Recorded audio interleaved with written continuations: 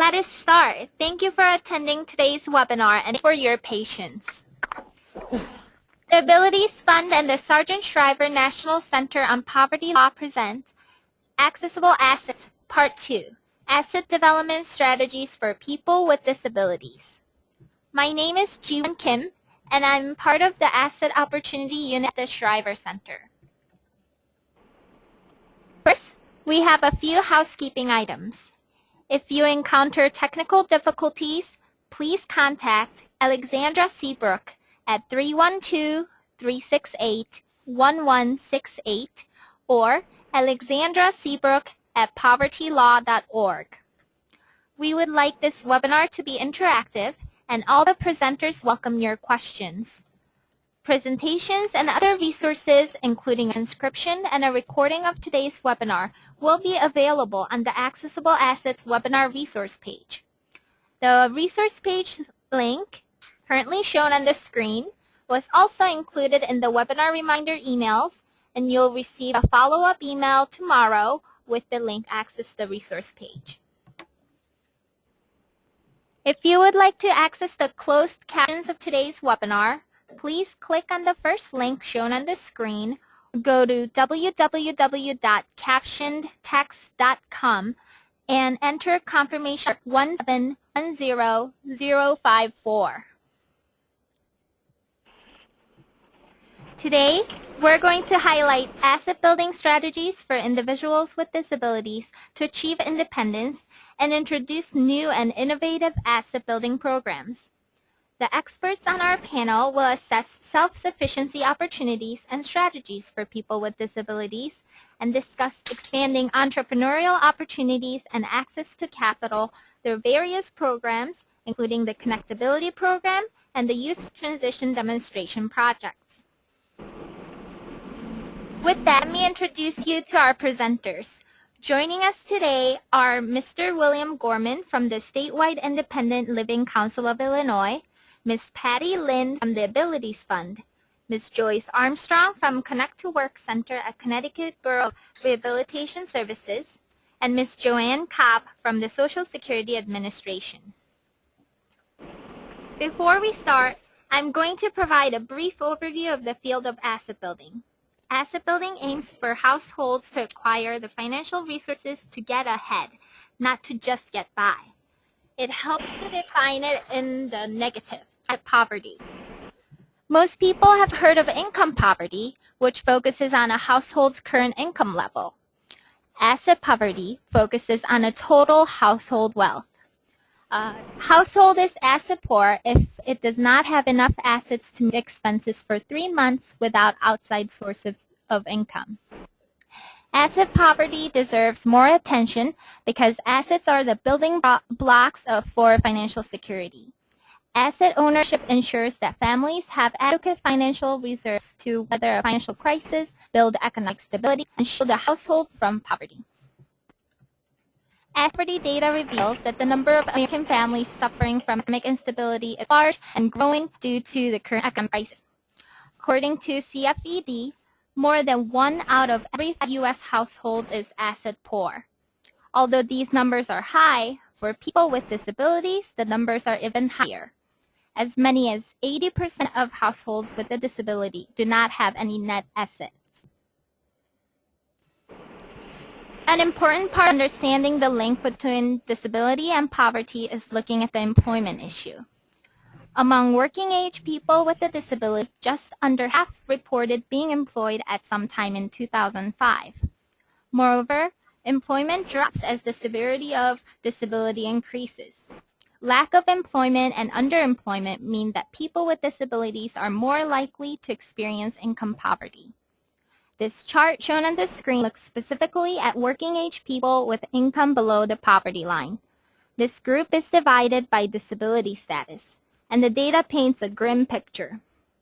Almost half of adults living below the poverty line have a disability.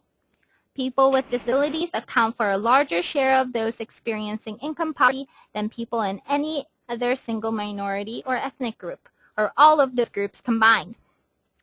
Income poverty, while important, does not paint the full picture that asset poverty does.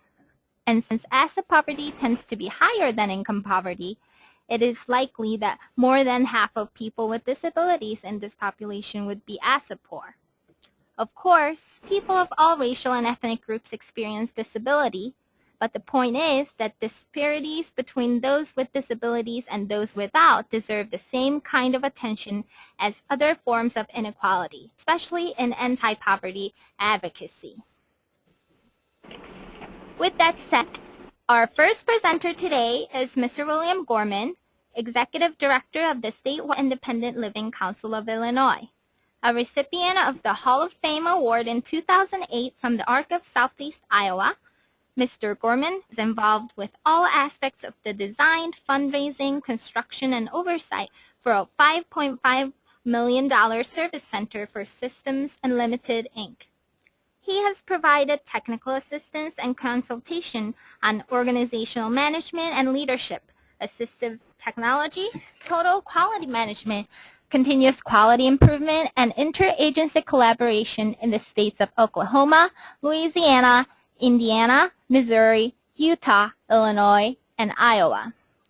Mr. Gorman has a master's degree in public administration from Ball State University and a bachelor's degree from Indiana University.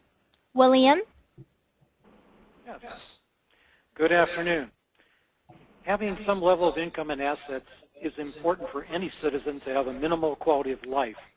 Unfortunately, most individuals with disabilities are poor, are disproportionately unemployed, and historically there have been strong disincentives to work, like the loss of SSI, SSDI, or Medicaid. However, over the past 20 years, incentives, services, tax credits, and deductions have been introduced by the federal government and the states to encourage savings. So let me provide you with an overview of a variety of asset development strategies that can be woven to increase the income and assets for individuals with disabilities. And the first area is employment-related services. Can people see that on their screen? Clearly, having a job is the most direct route to increasing income and assets. And so first, Social Security Administration has work incentives to help individuals maintain SSI as well as Medicaid. The SSI program is called Section 1619A, and basically the SSI payment is phased down as a person earns more money. So a person can keep their full SSI check until they reach what is called SGA, Substantial Gainful Activity, which is about $1,000 a month, and then it goes down about $1 for every $2 of additional income. Then for Medicaid, individuals can keep their Medicaid while they work, but each state sets its own threshold limit. So just for an example, in the state of Illinois, the threshold is $26,141. So a person keeps Medicaid up to that amount. But then beyond that, they can continue to get Medicaid through a Medicaid buy-in program. And here, a person works and pays a small premium to maintain Medicaid health coverage. Now, this does vary from state to state, but for an example, in Illinois, a person can keep up to make up to $3,159 a month of income and stay in the Medicaid buy-in program. That equates to almost $38,000 of income, and the premiums are quite low. In Illinois, again, as an example, the maximum premium is $119 a month. Then there's the Ticket to Work program. This program connects a recipient with an employment service provider, and they also get counseling from a WIPA coordinator. WIPA stands for Work Incentives Planning and Assistance. Now, this program will be covered later by another speaker. There's also a plan to achieve self-sufficiency, or PATH. This is for SSI recipients. Basically, the recipient is allowed to set aside income or resources for education, vocational training, or starting a business.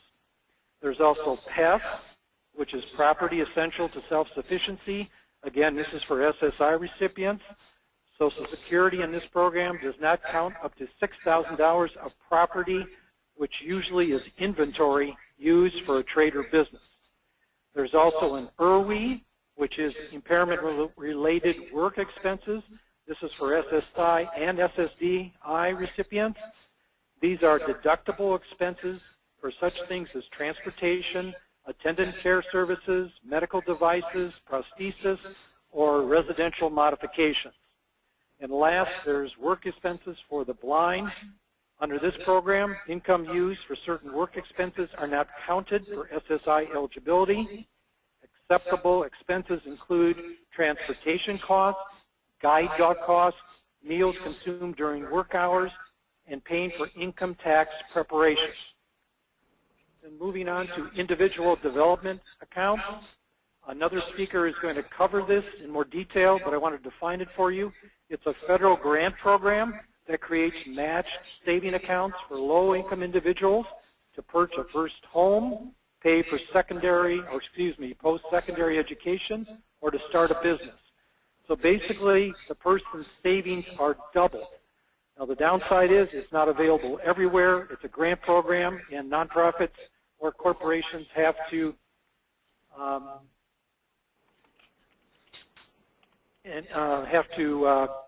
apply for this federal grant program.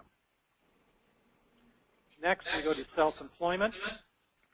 And basically, what I provided to you is a series of websites. Clearly, self-employment is not for everyone, but for some individuals, it might be a perfect fit. So it's critical that individuals with disabilities, providers, parents, guardians, case managers, and service providers understand and have good information. So I encourage you to look at the Startup USA website. You can also contact the Work Incentives and Planning Assistance Program coordinator in your state. And you can also need to check out the concept of micro-enterprise development. And just to define it, a micro-enterprise is a small business of 5 or fewer employees. And this concept will be covered a bit later by another speaker. Then we go to financial education, financial literacy resources. Again, what we're talking about here is learning about such things as budgeting, learning about savings accounts, checking accounts, learning about credit, about taking out loans, use of credit cards, etc. And these skills are absolutely critical to help individuals with disabilities increase their savings. So I've given you 3 curriculas. I do have other curricula in my full paper that's going to be on the National Poverty Law Center website. And so I encourage you to look at those curricula to think about which type of curricula might meet the needs of the population that you're working with. Moving on to home ownership.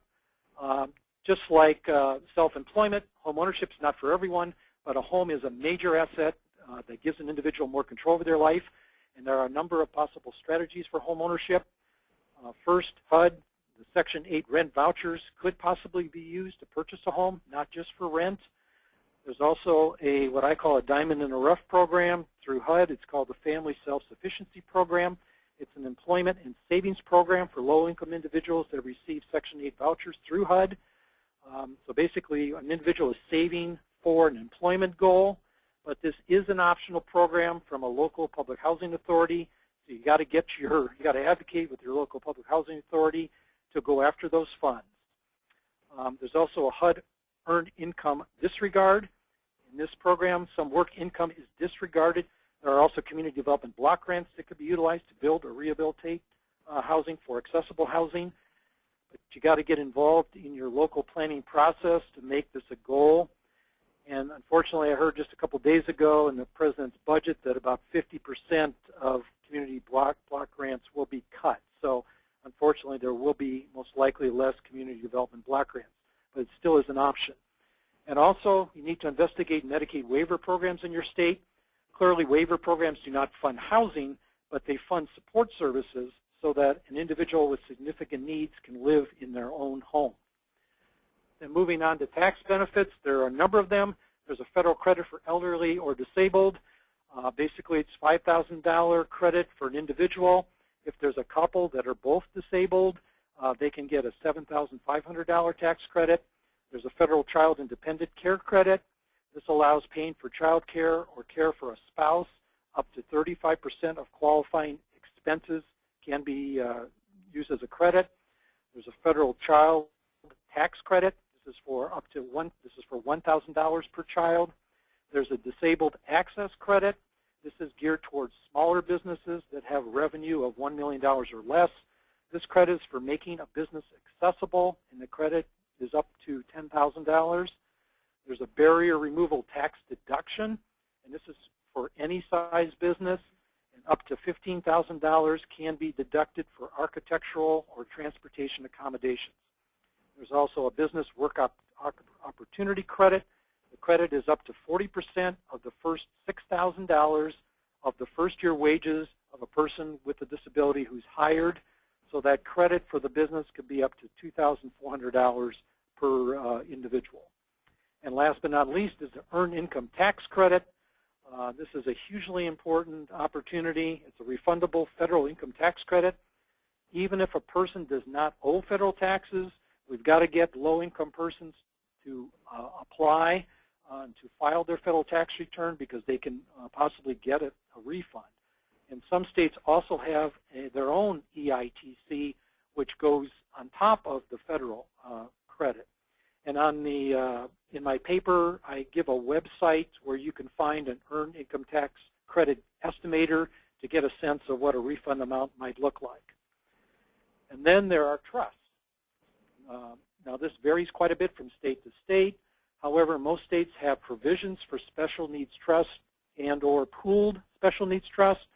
These trusts are arrangements where funds can be invested for a recipient of SSI or Medicaid without losing eligibility for these benefits. The key to this is the wording of the trust agreement is absolutely essential. You need to find an attorney who has expertise in this area. So I've given you a website for the Special Needs Alliance. It lists attorneys by state who have expertise in this area, or you can also contact your state bar association. So I want to thank you for your time, and I will be available later for questions. Great. Thank you so much, William.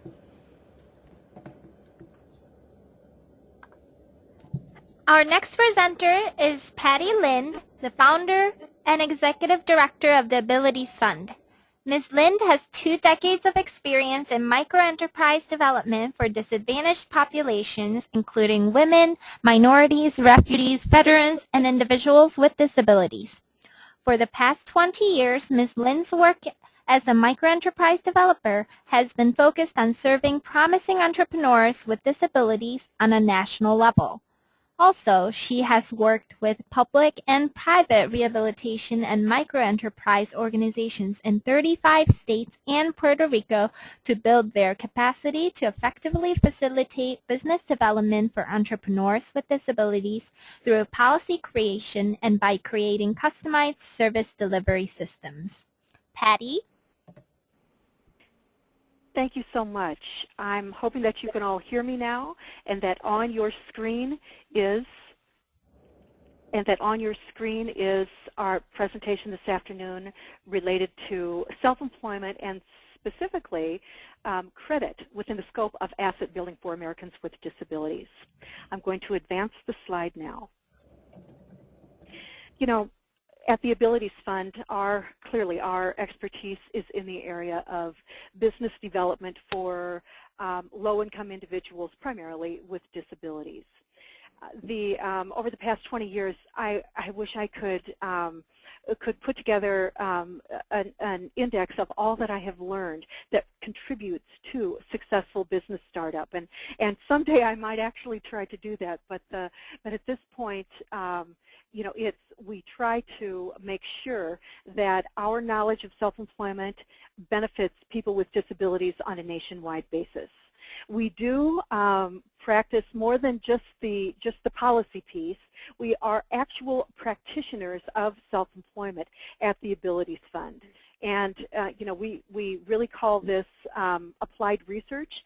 And please know that some of the information that I'll share with you today is related to the statewide microenterprise program that we run for Nebraska vocational rehabilitation. We have staff on the ground in Nebraska providing those services on a daily basis, and they are seeing incredible success at business planning and startup for individuals with disabilities. To date, we've worked with hundreds and hundreds of businesses through the Abilities Fund for everything as it relates to not only business startup, but all of the peripheral issues that become so very important. One of those, of course, being the issue of credit as it relates to business development.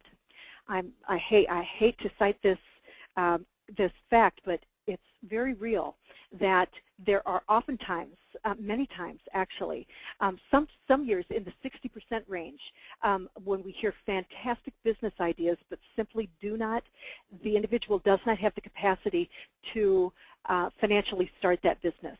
So given that information, it's somewhat changed the way that we work at the Abilities Fund. And we work with state agencies to make sure that if there are any programs available that the individual can benefit from, whether that be vocational rehabilitation or their economic development organizations, or even on a local level for that specific entrepreneur, that they take advantage of everything that they can to capitalize their business startup.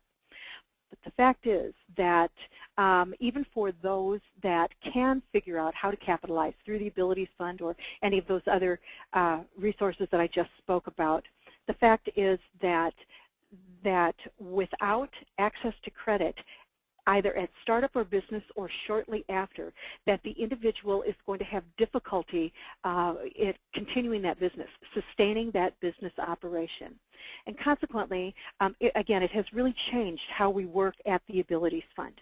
And I think that it is most notable to just remind everybody that by the first quarter of 2010, nearly 56% of all consumers had subprime credit scores, meaning that those scores were categorized as not being able to access a score that would not allow someone the ability to access credit if they needed that. And what an absolutely shocking statistic. The lack of access to credit for not only an entrepreneur, but just generally for an individual, it impacts everything from their capacity to access any kind of quality employment or self-employment, rental housing, and if they are trying to, clearly here, apply for financing through a bank or even a non-bank lender like a micro-enterprise program, it's going to impact that. It makes it difficult to find the transportation that they need, and this is particularly relevant in rural communities, as we are here in Iowa and in Nebraska, where public transportation, there is no opportunity for it. And so the lack of credit or credit capacity it impacts every single shred of that individual's life. Now, in trying to weave the fact that access to credit is such an important part of business startup, I want to remind you that, yes, absolutely, at the Abilities Fund, we have worked with many individuals that are able to start up their businesses, and those are typically service-related businesses. They are able to start those up with a very minimal amount of money. But I can assure you that those individuals, that the number of those individuals is declining at a rapid rate, meaning that in the U.S. today, it is becoming more expensive to launch a business into what we call the formal economy, meaning that the individual is operating business and is reporting their revenues to the Internal Revenue Service. That, of course, is the only way that we can really measure those that are participating in the formal economy. The flip side of that is that it means that there are many individuals who are working outside of the framework, and they are part of the informal economy, meaning that they are working business under the desk, under the radar, and that they will never be able to truly develop that to its capacity because they are limiting themselves by not taking that next step. That's one of the things that we specialize at the Abilities Fund, is making sure that individuals really understand, go through the entire business planning process, but equally important that they prepare not only for startup, but for business sustainability, and that, of course, is going to include credit. Now, when in looking into this in a more holistic approach, including financial, asset development and financial education as a key component to successful self-employment, I, of course, am cognizant of the Corporation for Enterprise Development and the fantastic work that they have done on understanding how finance plays into household financial status. And they have really what they call a four-point approach that I'm just going to share with you here, and I'm hoping that into the near future that you will look at CFED's website. I have it cited here on the bottom of the slide. They consider the components of this to learn, and making sure that financial education is part of the entire framework of service, so that the individual is working through not only how to think about their business idea and testing the feasibility of that, but testing their own feasibility based upon what they know about themselves financially and what they don't know, and of course filling in those voids. We also know that CFED tells us that the next component is to earn, meaning that financial education becomes a critical component, whether the individual is going to be employed, wage employed, or they are going to be self-employed. That earning capacity means that household financial, their household financial security will never improve if in fact there isn't a piece that allows them to earn. So whether that's through self-employment or wage employment, it has got to be there somehow, some way. We also know that the third piece of that, as recognized by CFED, is that the individual find a way to save, and that they begin to save either their wages from income or their income from the business, considering the entire revenue that the business generates, what can they possibly take back for themselves to use for their daily living expenses and to save without bankrupting the business. We know that a great savings technique can be tax credits, and William discussed this earlier with you, and let me highlight that the earned income tax credit is probably the #1 way for an individual with a disability to be able to begin the saving process by going ahead and filing that tax return and then investing those funds either in a savings account or, in a perfect world, in an individual development account so that it can be matched. We also know that educating individuals when it relates to savings, that we have to do a very sincere, we have to dedicate time to helping them work through how to reduce their current consumption and debt, and making sure, and that of course requires that the individual have a significant understanding of their current financial status, that they understand their own budgeting, and for many of the individuals that we serve, it is the very first time that they have ever really seriously sat down and looked at their own finances. And oftentimes find that that can be a threat, that their current practices are a threat to their ever being able to begin a business for themselves. And so that's what triggers the change in their, the change in the way they handle their financial life. They begin to reduce their consumption and their debt as well. Finally, we find that the fourth critical factor is making sure that the individual is, that once they do have the capacity to earn and are beginning to save back, that they're able to invest in the future.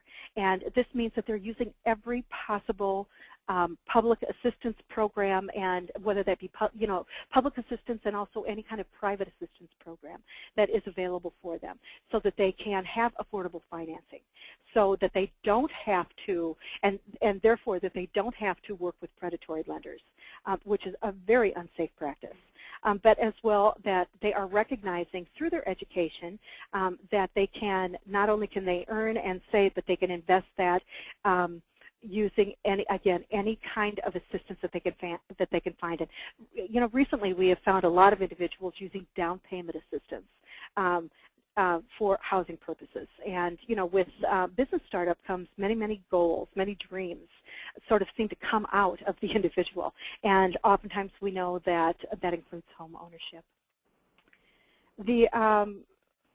I want to make sure that you understand that, again, that what I'm sharing with you today really is the culmination of 20 years of experience that we have put into practice at the Abilities Fund in a number of ways, most certainly through the direct services that we provide to individuals with disabilities. And believe me, we take calls every day of the week from, as we say, from Alaska to Florida and everything in between. Individuals looking for financing, looking for how to develop that great business idea, and most certainly those individuals who are also just trying to get the confidence that they need to think that business startup might be appropriate for them. We do this in Nebraska as well every single day as we work with that program statewide. Our Nebraska Self-Employment Services and our staff works with individuals and the professional counseling staff at vocational rehabilitation to make sure that the individuals that are being served have every benefit that they can possibly put their hands on as it relates to planning for a successful business startup. But as well, we have found that at the Abilities Fund that we need to demonstrate more. And consequently, I'm very happy to share with you this afternoon the wonderful relationship that we have had with the Iowa Able Foundation, which really puts it all together, takes all of the asset building opportunities and puts it together for an individual with a disability in Iowa. And this is a highly replicable program. There are a few others that are working nationally, state by state. Certainly not enough, particularly when I tell you all that we can do at Iowa Able Foundation. Iowa Able is really focused on the fact that in order to grow in assets, in order to really develop, that an individual has got to have, to begin with, has got to have the capacity for flexible borrowing.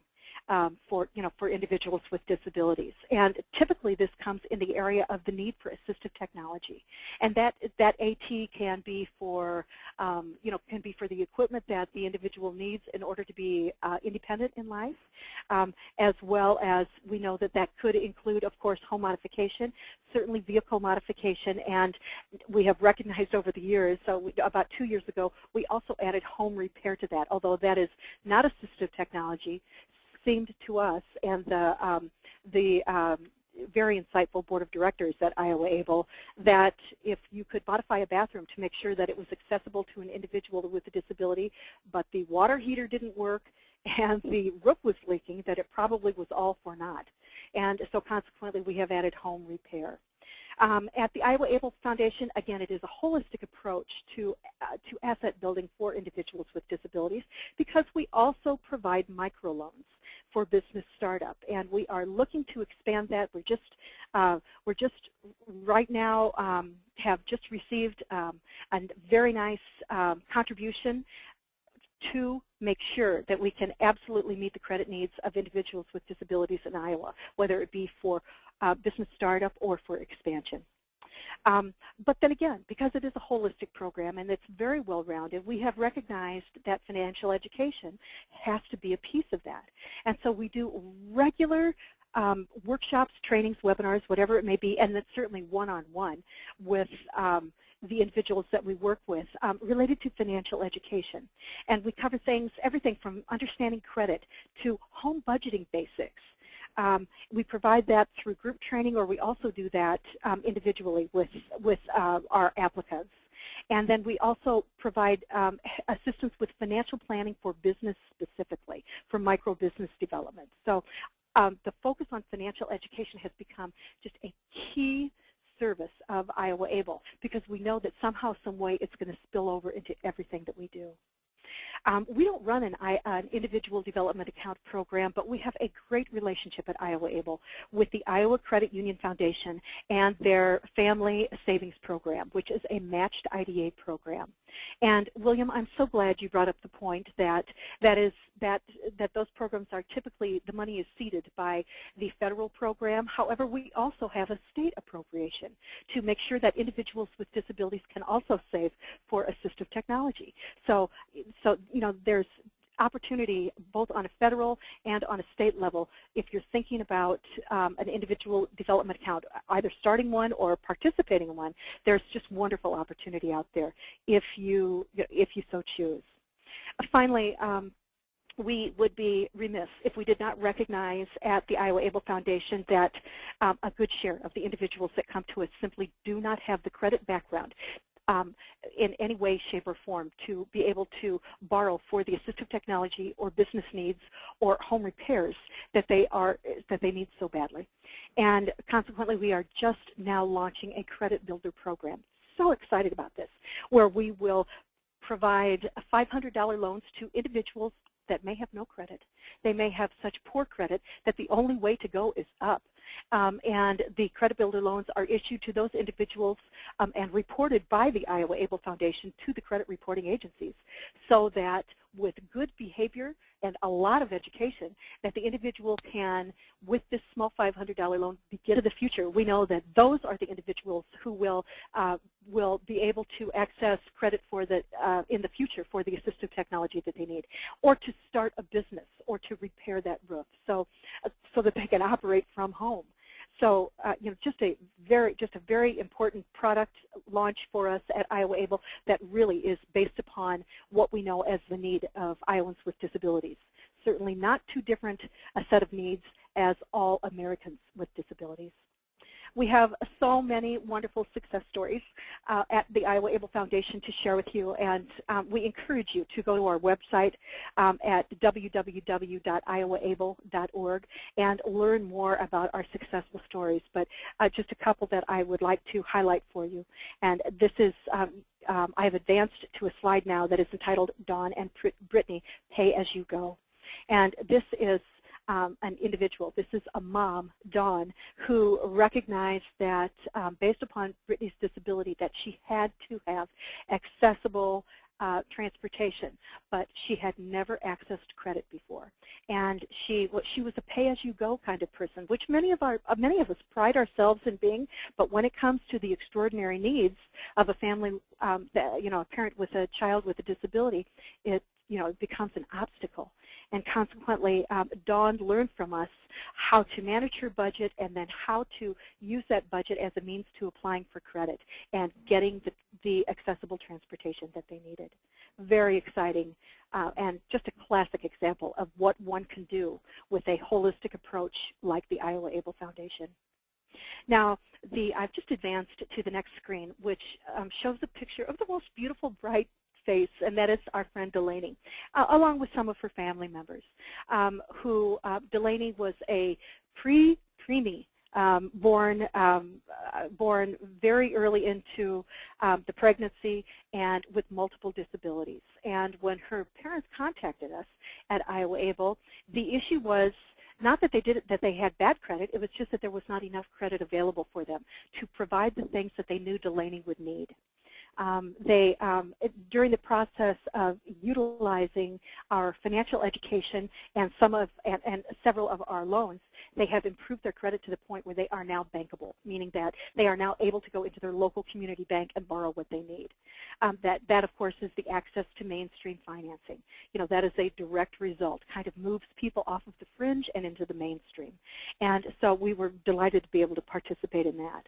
As well, they have begun saving for tomorrow, but tomorrow looks so bright for them because of Delaney's progress from the incredible assistive technology that they have been able to obtain just by virtue of the fact that Iowa Able was willing to lend to them. So the end of the story is really very simple, and that is that access to credit is truly an asset for individuals. It is that asset that will allow them to step into self-employment, to step into home ownership, to take control of their lives and find the independence that they are so interested in obtaining. And at Iowa Able, and most certainly through the Abilities Fund, we recognize this and encourage all of you to think about as I have said, the holistic set of services that we have at Iowa Able, and that we recognize at the Abilities Fund as being key to the success of not only entrepreneurs with disabilities, but all Americans with disabilities. Thank you, and I'm looking forward now to passing this presentation on. Great. Thanks a lot, Patty. Our next presenter is Ms. Joyce Armstrong. She's Project Director for the Connect to Work Center Work Incentives Planning and Assistance Project, a program under the Bureau of Rehabilitation Services that provides individualized benefits counseling for people who want to work who are on Social Security benefits, many of whom are on state and other federal benefits. The project has 7 benefits counselors who are located throughout the state of Connecticut. Consumers are encouraged to increase self-sufficiency through employment and use of community resources that increase financial stability. Joyce has a master's degree in vocational rehabilitation counseling from the University of Connecticut and has been professionally employed in this field for more than 30 years. Joyce? Hi, I'm very happy to be here today. It's exciting to be able to talk about our pilot project that we're working on, and we really expect to start enrolling people into some IDAs soon, probably during March or April. Just to be sure that people understand what we do, the WIPA project, or Work Incentives Planning Assistance Project, got started because of some funding that came through Social Security, and that gave us the impetus to get going on actually hiring a small staff that has grown over the years from being basically 3 people to being 8 people. We've used other funding besides Social Security funds to get this going, and at that size, even though Connecticut's a small state, there's a lot of need for benefits counseling here. And what we do is work with people to help them to understand the impact of earnings on their state and federal benefits. We want them to look at, how they can increase their income and their self-sufficiency and have a better life, basically. That's what it's really all about. Social Security has a variety of work incentives, and William did talk about a number of those earlier. Often people can keep full or partial benefits even when they work, whether that's cash or other benefits like Medicaid or Medicare. The next slide, please. Are you able to move to the next slide?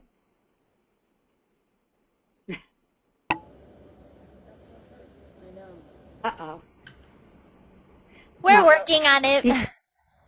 Okay.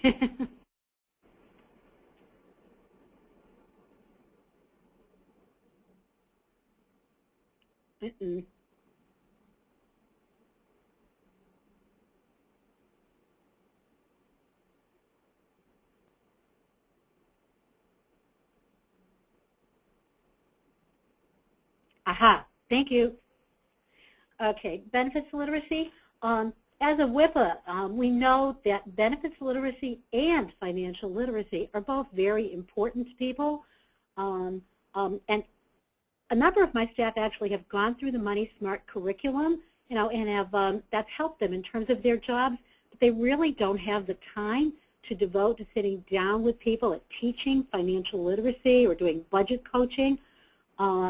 And we need to partner with and rely on the asset building community for those services, and we're in the process of getting better at doing that. Most of our work actually involves meeting with consumers on a one-to-one basis to do the benefits counseling that they need in order to know that it's okay to work. Many of them are very afraid of going to work. They think they'll lose everything, and that really isn't true. After we do a session with someone, we also provide them with a report that's tailored to their own specific situation and summarizes, what their income will look like, what resources they'll be able to keep, what will happen to their Medicare and Medicaid, so that they know exactly where they stand and can make informed choices about what they're going to do in terms of work. Next slide, please. So, people who are on Social Security do want to have a better quality of life once they get past that fear of losing everything if they go to work. Once they have a better idea of the Social Security work incentives, many people really do want to get a job. They're interested in increasing self-sufficiency, and a lot of them would love to have IDAs. Next slide, please. Okay. Social Security has a work incentive called PASS, or Plan for Achieving Self-Support or Self-Sufficiency, and William did talk about that a little bit earlier. That allows some people to get up to $674 extra per month from Social Security that they wouldn't have gotten otherwise. It's a wonderful work incentive that can really help some people to build assets that they couldn't build otherwise.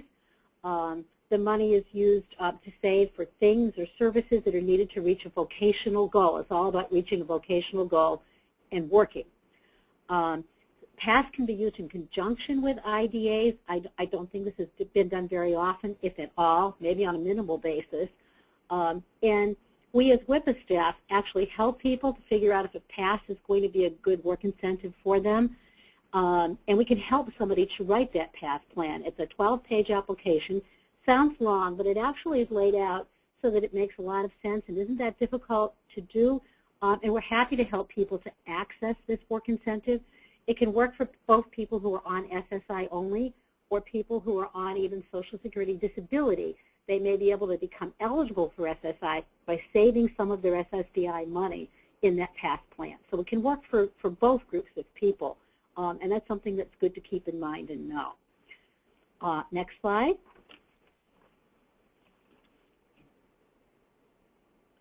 Okay, now we're talking about the Ticket to Work. Social Security has what's called a Ticket to Work program, where they will pay community programs that will help people to maintain or to get better jobs, to get jobs to start off with, to maintain employment, or to increase their earnings. These programs are called employment networks. Many people go through state vocational rehabilitation agencies to get jobs. And then under part of the Ticket to Work program, Partnership Plus, they actually could switch to an employment network for follow-alongs. That would be a community program that would provide them with some basic follow-along services that they need. IDA programs can actually become employment networks and receive payment if the person earns at a high enough level who's on a Social Security benefit. This is called Partnership Plus. The money that the IDA program receives from Social Security can be used for any purpose. There are really no strings attached. How often do you find money like that out there? It just doesn't happen. Here in Connecticut, we're working with Co-Opportunity. They have become an employment network and will be using Partnership Plus monies for consumers who finish their services with state vocational rehabilitation and are closed successfully employed. Co-Opportunity will then provide services that encourage retention of their job through education on how to achieve greater self-sufficiency and financial stability. So that would be their role in how they would be helping people to maintain employment. They'll be providing budget coaching, financial literacy training, and they do have IDA programs available also.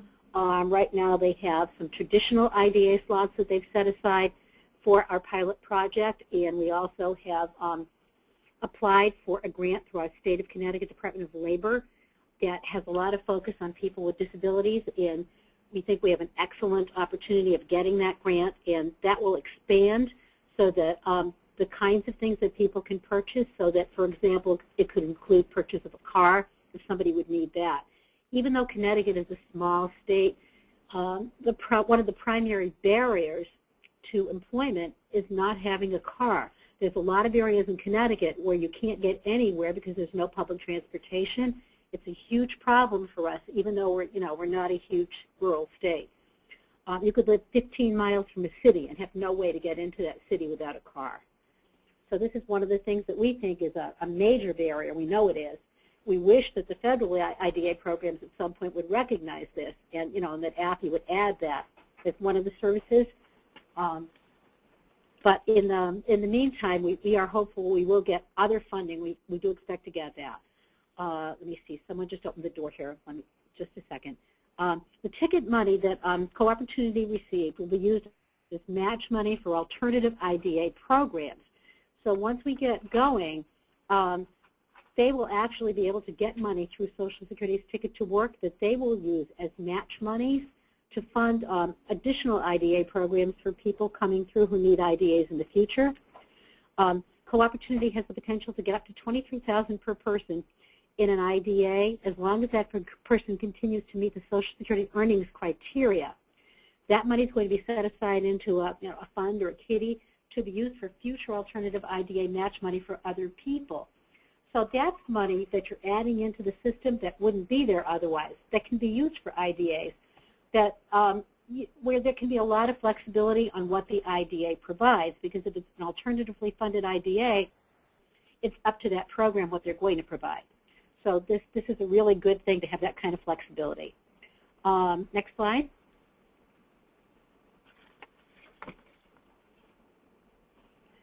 Okay, so we're looking at collaboration between many different things here. We have the Medicaid infrastructure grant involved in funding the pilot that we're going to be doing with Co-Opportunity.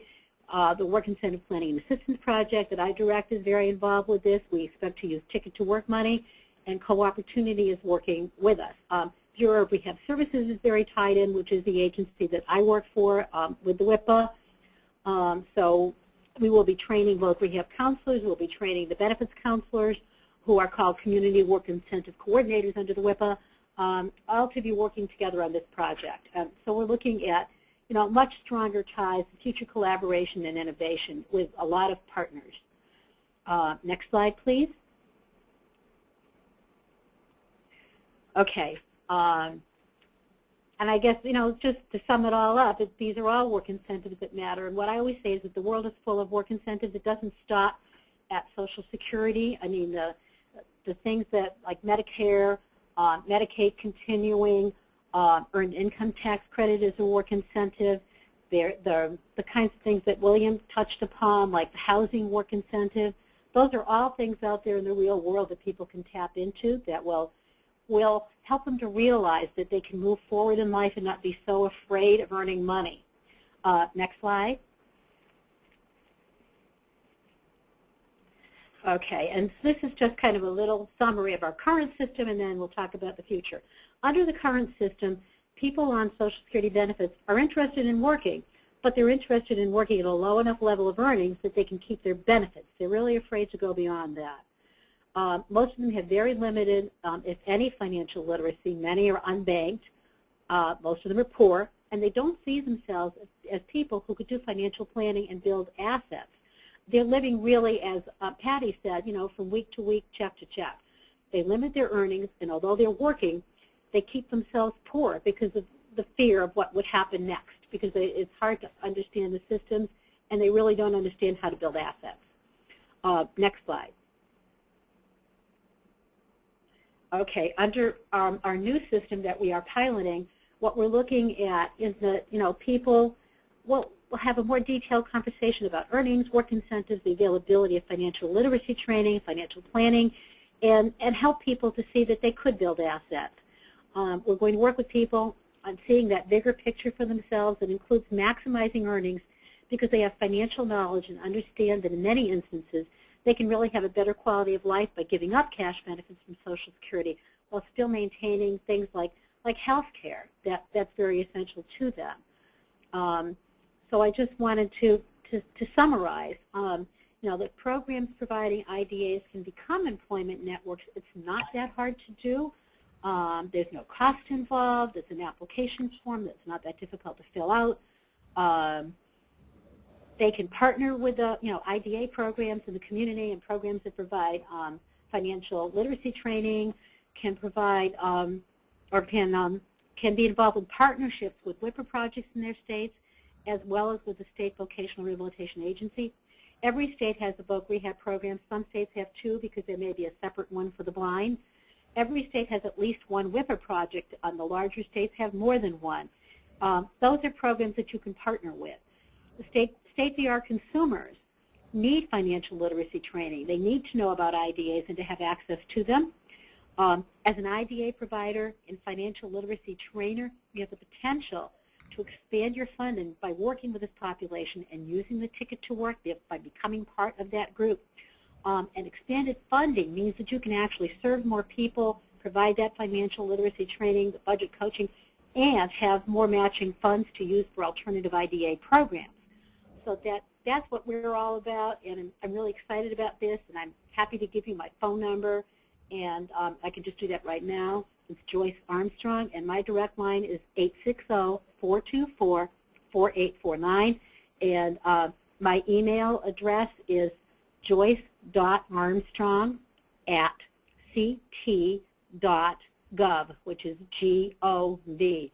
And I'd be happy to answer any questions that you have. And I just think, that Schreibler Center has done a wonderful job of tying this together in terms of three panelists that really do. It all melds together and makes sense when you look at it as a whole picture. And I guess I'm done at this point. Thank you. Great. Thank you so much, Joyce. Our last presenter today is Joab, an analyst and project officer for the Office of Program Development and Research for the Social Security Administration. She's a graduate of the George Washington University with a master's degree in education and human development. Joanne? Yes. Can you hear me, Juan? Yes, we can. I'll be giving verbal cues for advancement of the slides. And I'll go ahead and start. Good afternoon. I'm going to be talking about one of our research projects that we have here at the Social Security Administration. The first slide, I'm going to give you a little bit of background on SSI children and the young recipients. And as you can see there, I give you some of the numbers, approximately 775,000 SSI recipients age 14 to 25. Which means that we pay out approximately $350 million a month, or $4.2 billion a year, in SSI benefits. And many of these children who do not receive SSI have disabilities that would qualify for them for SSI medically. However, because the income assets deemed available to them from their parents make them ineligible for SSI.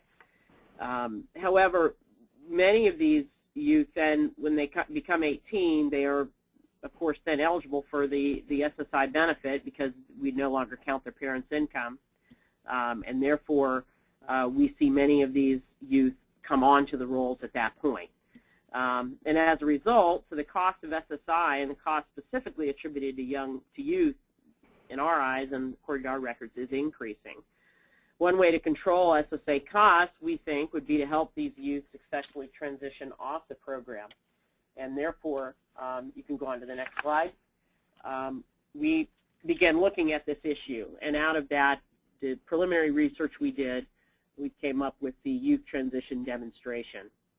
The purpose of this research study was to identify services, implement service interventions, and then to test modified SSI rules, or what we refer to as waivers, that lead to better education and employment outcomes for the youth with disabilities. YTD serves ages 14 to 25 of youth that receive the benefit based on disability, including the child's insurance benefit. And we also are serving those that are at risk to be on the SSI rolls. So we have one of our sites where they particularly focus on that population where they're currently not eligible, perhaps due to income, but we know when they turn 18, they potentially could be on our SSI rolls. So given the importance of measuring the YTD impacts as accurately as possible, we're using an impact evaluation that rigorously analyzes the methods and uses a random assignment model of the youth using treatment and control group. And for each project, the treatment and control group each have about 400 youth in each project, in each of those groups. And we believe that this study will produce the first evaluation of empirical evidence of the effects of enhanced youth transition programs and SSI waivers. You can go on to the next slide. So basically what we're doing is we're identifying the best practices for enabling youth with disabilities in this age group to transition to self-sufficiency through education and work. And the main services that we provide in each of these sites are work-based experiences, family supports, system linkages, social and health services, and benefits counseling. Now, each YTD project developed kind of a well-defined service within the context of the existing services in their communities. So even though they would not be implementing these services in the same way, they all had some of these services in some format at each site. But one requirement across the board was they had to have benefits counseling available on site. The demonstration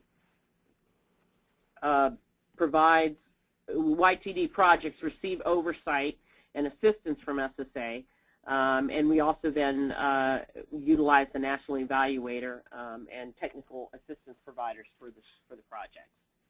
And you can go on to slide number 5. Now, what you see on your screen now is the logic model that we developed for the Youth Transition Demonstration Project. And this basically is a general framework for describing the organization of the YTD demonstration.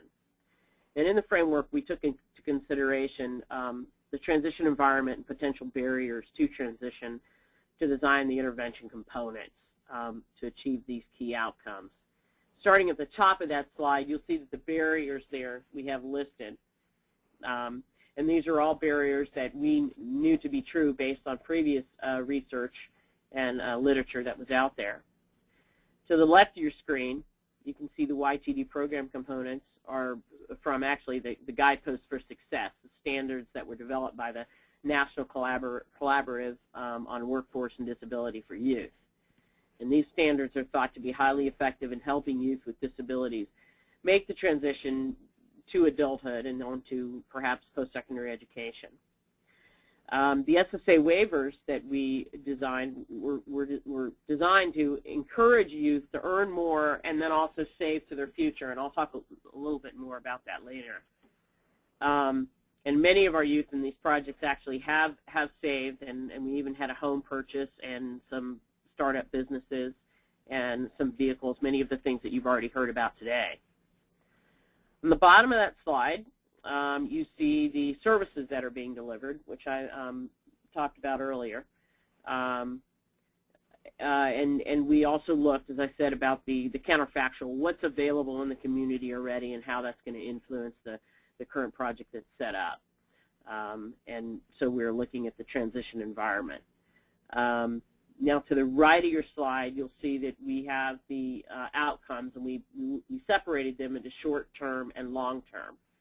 And obviously, in the longer term, we are looking at paid employment earnings, total income earnings and benefits, engagement in gainful activity or work, contact with the justice system. We found a lot of the folks in our population do deal with juvenile justice and are sometimes repeat offenders, and self-determination and self-efficacy. And you can go on to the next slide. The next slide, I'm just giving you kind of an outline of our timeline and how this project evolved. And as you can see, back in 2003, we started with what we refer to as cooperative agreements with 7 projects, and decided after that we wanted to strengthen the evaluation, and that's when we moved to a random assignment design, which we now are thoroughly involved in. So we awarded a evaluation contract to MPR, Mathematical Policy Research, to evaluate and also provide the technical assistance to the projects.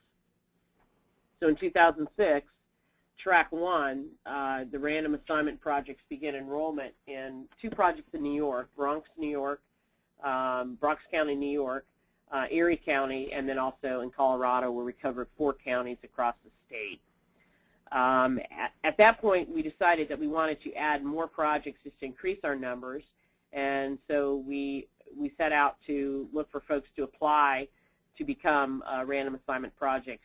And in 2007, we awarded 3 more contracts, 3 more sites to become random assignment sites. And those sites are are now in Florida, West Virginia, and Maryland. Continuing on the next slide with the timeline, as you can see, I listed there where we awarded the 3 new sites, and then in 2009 we began our process analysis, and in 2010 we have now, the first 3 sites have closed down. They've completed their service, and we are currently, in 2010 and 11, we're currently working to finish the first 12-month impact reports from those first 3 original random assignment sites. And we do expect that those will be available on the SSA website as well as NPR's website by the end of this month. And that would be the sites, the 12-month site reports for the Colorado project and the 2 New York projects. And then as you can see, the timeline continues, where we'll be providing a final report in 2014. And what we hope to do is follow all of the youth in these projects through administrative data and actually see if we do have any impacts with regards to earnings. You can go on to slide 8 now. Talk a little bit about the waivers that we set up for the sites. There were 5 modified SSI program rules that were to apply to the YTD participants in the control group only. And they're basically designed to encourage the youth to kind of reward work, promote asset development, and encourage them to save, and hopefully save to do things like open a business or buy a vehicle if they need that, or even move on to post-secondary education. Each of the waivers there are the general earned income exclusion. We have a waiver rule for that, and I'll get into that in a minute. The age 18 CDR decision delay waiver, the student earned income exclusion waiver, and highlighting a plan for the pass waiver, which I'll talk about, and the individual development account waiver. And you can go on to slide 9. Just briefly, a little bit about these 2 waivers. The general earned income exclusion, normally it excludes $65 plus half of the remainder of the earned income not covered by the student earned income. For the YTD participants, the GEIE excludes $65 plus 3/4 of the remainder. So that's kind of an incentive there. And then the next one, the student earned income exclusion, which normally applies to only individuals who are 21 or younger. For those that were in the YTD treatment group, it applies to all working YTD participants who qualify as students regardless of how old they are. Next slide. Then there was a medical continuing disability review waiver, or age 18 medical redetermination. If a medical continuing disability review, or age 18 medical redetermination, results in finding that a participant is no longer meets medical requirements for benefits, SSA continued to pay their benefits as long as that individual continued to be a part of YTD and was an active participant in the program. Moving on to the next slide, slide 11. SSI waivers that encourage savings. Highlighting the pass waiver, you've heard about the pass earlier, but talk about how we waive the rule here. A plan for achieving self-support, which normally must have a specific work goal, getting, say, a particular kind of job or starting a business, may specify a career exploration or a post-secondary education goal for the purpose of those in the treatment group in this project. And then the IDA waiver, the individual development account, which you've heard a lot about, also known as IDAs, the savings account, which makes it what makes it special is that you receive an additional deposit each time you add to your savings, which is called a match, and it's usually 1 to 4 times the size of each deposit you make. For example, if you receive a 2-to-1 match, which would be maybe a $25 deposit, then you would get an additional $50 towards your savings goal.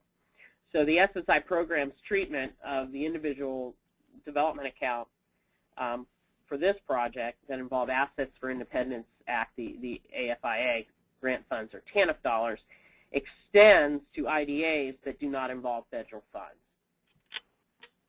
And you can go on to the next slide. So the SSI rule on IDAs were waived to allow the use of the funds for additional qualified purposes. And obviously the purpose of rules waiver, we're trying to raise awareness of IDAs in the disability community and test the waiver in order to gather support for policy changes. And one of the things we found here is that those sites that provided thorough literacy counseling, benefits education, benefits counseling, those were the projects where these waivers were definitely used the most. And you can go on to the next slide. And this slide says IDA and plan to achieve self-support pass. Again, income and assets used for expenses of getting a job or starting a business do not count with this waiver, and IDA for post-secondary education or business startup can be folded also into a pass. And you can go on to the next slide. So basically, the takeaway message here for the youth and their families on this project was that if you receive SSI, you know, it pays to work, and an IDA can certainly make it pay more. And I want to focus now, go on to the next slide, on two projects that were not random assignment sites. And these projects made a conscious decision not to be a part of the random assignment part of the study because they wanted to serve everybody. They didn't want to have to deal with a treatment and a control group. But we had some good results come out of this site that I felt like were important to highlight here. So this is our California Bridges site. And I'm also going to be talking about a Mississippi project also that was also a non-random assignment site. These projects offered strong services and an ability to inform the random assignment projects. They were school-based, and they were built on partnerships with community service providers. There's slightly different information for both these projects. The short-term achievements are examples of youth beneficiaries progressing towards self-sufficiency. With the California Bridges from June 2004 to September of 2008, this staff provided youth with support to find and keep a job, knowledge to understand their myths and the realities of employment and benefits around Social Security, and they also had a great start at building the capacity of long-term competitive employment at their sites. And as you can see there, all the youth participants in the Bridges management system, competitive jobs went from 5% to 23% during this time period, and their sheltered, what they referred to as sheltered employment, went from 9 to 4%. So California found a way to continue their services and their funding. One thing they did when they were no longer receiving funds for us is they all became ENs. All of the sites there became ENs. So that you have school districts there in California that had these sites that are now ENs in the Ticket to Work program. And there's certainly, the California project is contributing their experiences working with the youth to that have tickets now and providing employment setting for an employment network outreach webinar that they did through OESP and SESI contractors. One story that came out of the California site was that we had a participant there who used the IDA waiver and who actually ended up buying a condominium, purchasing a condominium with his savings. And this student actually continues to be employed. So that was a real exciting. And actually, that student's been featured on many webinars and articles because of his success. And you can go on to the next slide now. And this is a highlight of the Mississippi Youth Project, which we called Mighty. In Mississippi, the local school districts applied to provide customized employment services. And here, they actually had a focus and a goal of getting as many of these students to open IDA savings accounts. And what I've done there is kind of highlighted the numbers to show you some of the savings that they were able to achieve there at that project, with a total individual savings with interest of over $18,000. And then you see what their match is there of $63,000 and a total available for asset purchase of $81,000. They provided excellent financial literacy education at that site, and we were very pleased with the outcomes there. They actually wrote, at that site, 7 guides to transition and designed a visual map for transition steps, which included benefits counseling and literacy education. And so it really has become kind of a part of what they do now. And so we're real excited about that site. And you can go on to the next slide, which is talking a little bit about the random assignment project. The first 3 were the site in New York, in Bronx, then Colorado, and then another site in Erie County.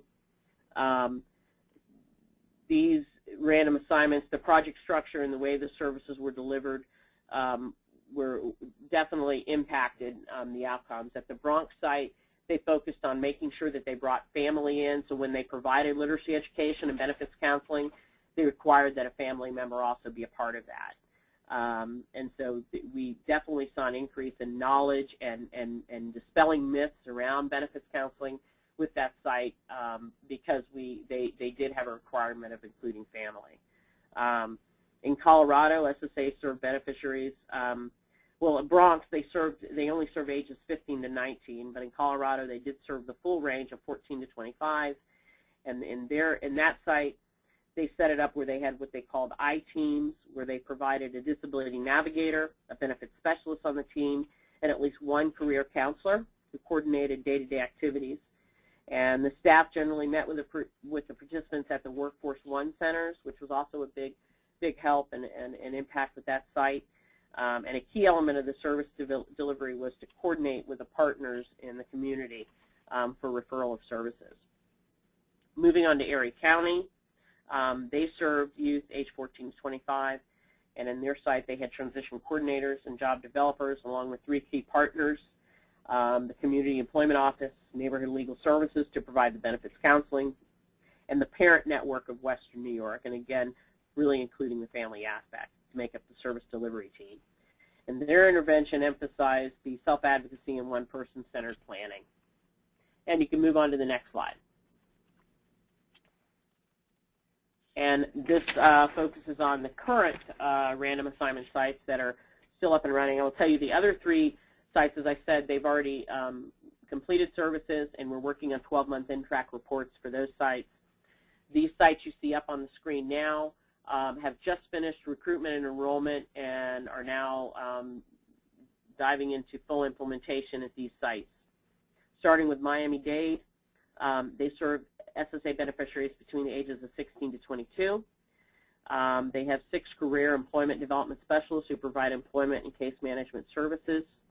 3 benefits specialists provide the intensive benefits counseling and also assist with developing the IDAs. And this, like the Mississippi site, has made it a focus to be sure that they really highlight the importance of the IDAs and the literacy education. So that's a key service at their site. In Montgomery County, that is a project we have out of St. Luke's House in Montgomery County, and this serves high school juniors and seniors with severe emotional disturbances or other significant mental illness. At their site, they have 5 career transition specialists, 1 benefits specialist who provides direct service. And early in the delivery of service, they immediately begin to talk about work and savings. And we're excited to hear what the results will be out of that project. West Virginia County serves SSA beneficiaries between ages 15 to 25. The project involves 19 counties over the state of West Virginia. They have it divided into 2 regions, and each region has a team staff who provide person-centered assessment planning, work incentive, work experiences, job placement, and benefits planning. Their key partner is the Center for Excellence in Disability at that site, and that's where they receive their literacy education and benefits counseling. And additionally, they also have a key element as a family piece, include workshops, and also a newsletter for the families. We can move on to the next slide. So what you have there is kind of a breakdown of where we are with the 2, in particular the IDA and the pass waivers, and the number of YPC participants who establish IDA accounts and passes during the time.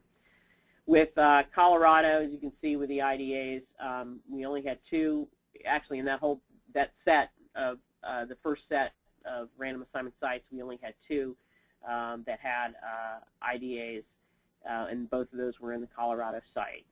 And then with the pass, we had 1 in Colorado and 2 in Erie. And then moving on to the next column, you can see in the new random assignment sites where, as I said, Miami has more of a focus really on the literacy education and the IDAs. They now have opened 26 IDA accounts at that site. And then in Montgomery County, we have 1 pass opened at this time, or it's active at this time. And you can move on to the next slide. So I certainly will be available to answer any questions, and I think my email is up on the screen, and I am available certainly if you have any questions about the project.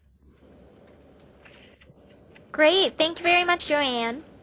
That concludes the presentations. We only have a few minutes left. So we'll go ahead and answer as many questions as we can, and we'll upload the rest of the questions on our resource page. So the first question I have for William, is there a financial education curriculum for people with disabilities that include units on benefits planning and work incentive programs? Off the top of my head, I can't answer that. I'd have to check a little more. I think would be best to check through WIPA programs themselves to see if they have, you know, curricula. I would check with your local state WIPA program to see what their content is of their presentations, because they do that all the time. Okay, and Does anyone else have any ideas? Shriver Center has actually worked with the Illinois Financial Planning Association, so and they can get their pro bono planners to come to various organizations and hold individual financial planning sessions. So that might be an option for some states as well. Okay, our next question is for Joyce, and this is regarding your last slide. And so on your last slide, who is holding the conversation with the client about asset building? Is it staff members, volunteers, or caseworkers? And how are clients tracked? What is the approximate cost per client for this type of program? My goodness. This is a pilot, so we don't have all those answers, like necessarily the cost per person yet. But connected Co-Opportunity would actually be working with the people around the financial literacy piece, doing budget coaching. They do use, they have a combination for the budget coaching. They actually, I believe, they use volunteers who are trained, like mentors, but they also have somebody who works with people who are on the IDAs and does a specific staff person who does financial literacy training, and also talks with people on a regular basis while they're using IDAs. Besides that, we're talking about maybe adding some staff depending on which grants we get, because it may be more staff than they have currently. So I think it will be a combination of paid staff and some volunteers. And then the WIPA will certainly, tie in all of the benefits information and the community resource information that we know about for people with disabilities, in with that. So it will be tied in together, which doesn't happen that much currently, at least here in Connecticut. I'm not sure of what the cost per person will be, but we do expect that we will get some Ticket to Work money in, and that's going to help greatly with costs and matching money in the future. So we've done some projections of what that money would look like, and I would have to, pull that out and look at it. I don't have it in front of me. So if somebody wanted to email me, I can check on that to see what we estimated that cost per person would be. And I did give my email address. It was joyce.armstrong@ct.gov. So please email me, and I'll be happy to get that information for you. Did I answer all of that? Okay, one more question. Okay, we have one for Patty. Could you talk more about the Iowa ABLE's process for getting other partners involved, particularly credit unions, in the asset development and financing process? Yes. Great question. And the first thing that I want to say is that developing relationships like that takes a while. But our first move was to participate in the convening of organizations and agencies that had a similar interest, and that was in the economic security of individuals with disabilities. And long story short, from that conversation, the Iowa Credit Union Foundation, for example, announced that they would be the ones to start an IDA program.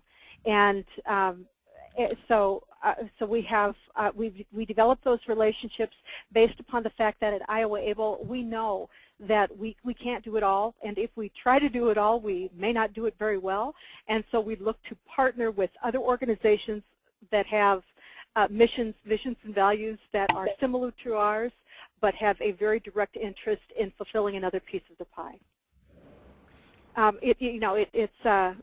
We're developing partners all the time, and at Iowa Able, and it reminds us how many needs there are for the disability community, and that just to do what you can do well. Great, thank you, Patty. Does that help answer the question? Mm-hmm. Yes, thank you. We're going to wrap up here. And as I said, we'll put up the remaining questions on our resource page and answers as well. And please check out the resource page from our first webinar on asset building in the disability community, as well as the Clearinghouse Review article on bringing together the disability and asset building communities. The Schreiber Brief and the Asset Coalition Toolkit for States are great resources for you as well.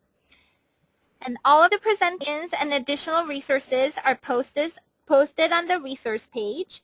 And the link was provided in the webinar reminder emails, and you'll also receive a follow-up email with the link tomorrow. And please complete a survey and subscribe to ACTS and the Schreiber Center Asset Building newsletter for future events and information. If you have any questions, please contact me at 312-368-1104 or g1kim@povertylaw.org. Thank you again for attending today's webinar. Thank you.